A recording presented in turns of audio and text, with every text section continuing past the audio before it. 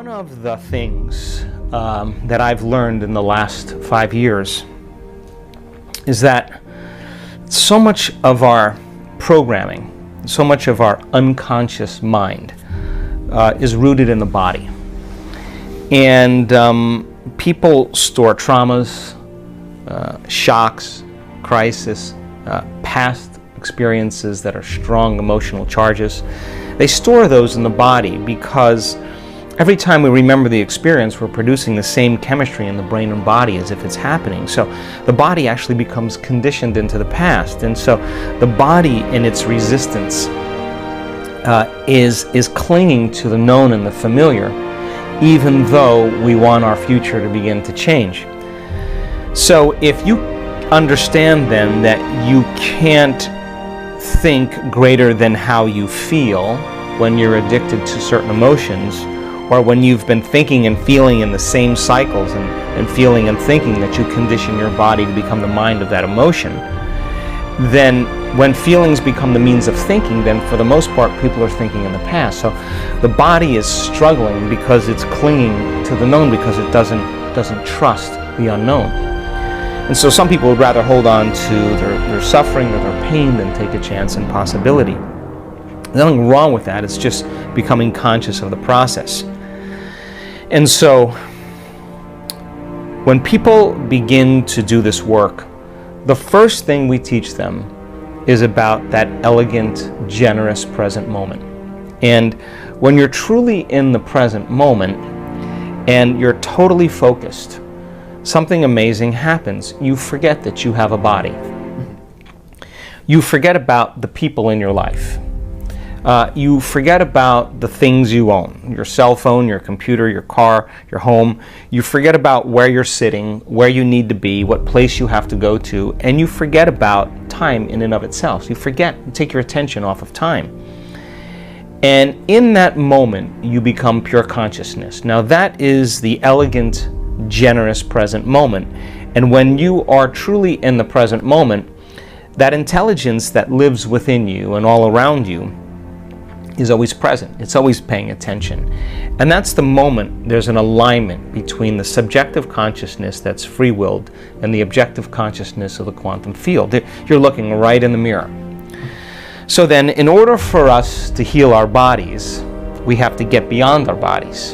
In order for us to change some aspect of our identity or personality, we have to literally forget about ourselves. In order for us to change some problem or condition in our life, we have to forget about our present life and forget about the predictable future or the familiar past. And so you can only talk around this concept.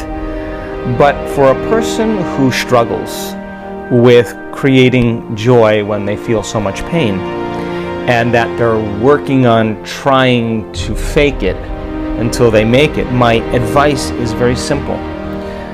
Work on getting beyond yourself.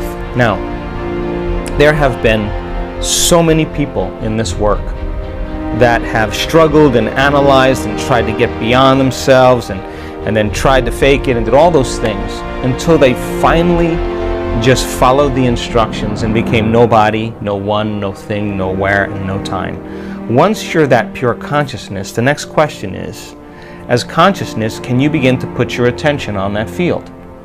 Can you begin to pay attention to it? To begin to become aware of it, to become more aware of it, to experience it, to feel it, to stay connected to it moment after moment after moment. Now, just because you can't see something doesn't mean it doesn't exist. So as your consciousness begins to become aware of the consciousness of the quantum field, and you're experiencing less separation. Remember, separation is three-dimensional reality. My senses fool me into believing you're over there and I'm over here and there's time and space between us. Three-dimensional reality. But as you begin to become pure consciousness, you begin to experience less separation. As you begin to put your attention on that field and stay present with it, that infinite space, and tune into it, and begin to become more aware of greater degrees of oneness and wholeness, the signature of that unified field, that energy that is organizing everything material, is intelligent love. It is very organized energy that we can only describe as love, but not like chemical love you have for your dog or your kids, or your partner, but it's electric. It is so, it's the most familiar, unfamiliar feeling you'll ever have. It enlivens us. It is the very life force. It is the glue that's holding everything together.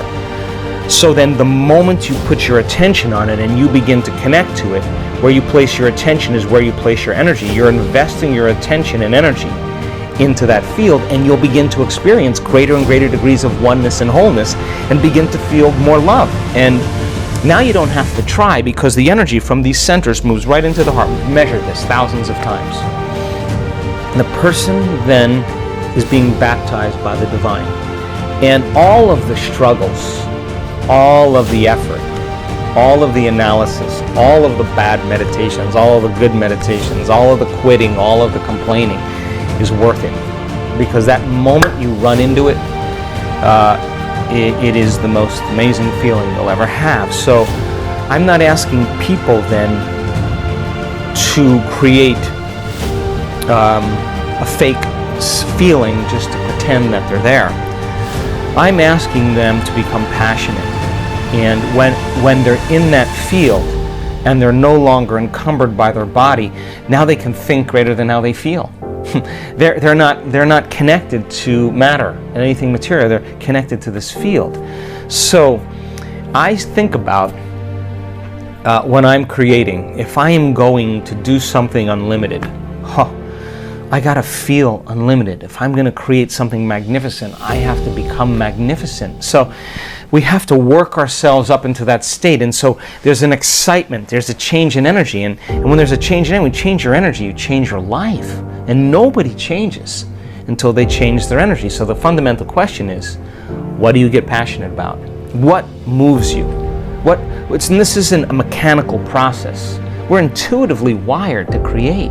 So when you and I are saying, okay, let's create a new app, or let's create a program for our German community, and we're sitting down and we're starting to talk about it, and we're getting all these great ideas, our energy's changing, we're getting excited, and that's the energy that's available to create with. So the stronger the emotions that we feel to certain problems and conditions in our lives, the more we put our attention on the cause, whether it's your ex, whether it's your boss, whether it's a coworker, whether it's your pain. And basically, if you place your attention on those elements, you're giving your power away to that person or thing. So as you begin to overcome those emotions in the process of connecting, then as you overcome those emotions, you'll take your attention off those people or problems, and you'll begin to break the energetic bond with everyone and everything in your past, present reality. And now you're calling energy back to you. That's available energy for you to design in destiny. So much of people's creative energy is tied up in their pain. So then as they begin to take their attention off their pain, their body is starting to move closer to the present moment every day. And so don't be impatient. Every day is the mastery of self. If you overcome just a little bit of yourself every day, there will be a different feeling that warms your heart. That's where I want people to be. And those add up over time. And yes, there's difficult meditations. Absolutely, I have them all the time. But if you are willing to sit in the presence of that fire and be willing to face off with it and keep returning back to the present moment, every time you do that, every time you catch yourself thinking about another person or another thing and you become conscious and return back to the present moment and unfold back into possibility, that's victory. And that's what begins to take us into this sense of worthiness, this sense of respect for ourselves and everybody else. We begin to honor and love ourselves more because we're in the crucible, we're in the fire, but we're working. And the body's beginning to shift and change step by step. So then, as you experience greater and greater degrees of oneness and wholeness, and you connect to that field, pay attention, because the moment you connect to that field and all those latent systems switch on, your body is going to get a biological upgrade because you're connecting to the signature of wholeness and oneness. So your body's frequency is going to rise, and so many people come out of their meditation and say, I was scheduled for surgery this week and I have no pain in my body. I don't know what happened. I just got beyond myself. So as you begin to slow your brain waves down and from beta to alpha and into theta, you begin to connect to your autonomic nervous system. And that autonomic nervous system has one agenda, and that is to create balance, wholeness, and order. And the moment you get beyond yourself, and you're no longer your identity or your pain or your past or your agenda or your diet, you're just an awareness. And that intelligence becomes aware that you are no longer in the way. It is going to rush right into the body. And we've seen this on so many brain scans. That autonomic nervous system is going to light up. And now you are going to process a whole new stream of consciousness, and the body is going to get a biological upgrade from the field whose signature is wholeness. And disease is separation, pain is separation. And all of a sudden the field starts interacting on a cellular level. And the person all of a sudden feels different. But getting there every single day is just connecting to that field. And then when you're there, what are you passionate about? If you're passionate about something, just fall in love with the idea that you could be healed and relax and surrender to the field and allow a greater mind to do it for you. Just get out of the way, and every day, keep interacting with the field. Keep connecting with it. Keep practicing, and sooner or later, you'll say what everybody else says. It was so worth the effort.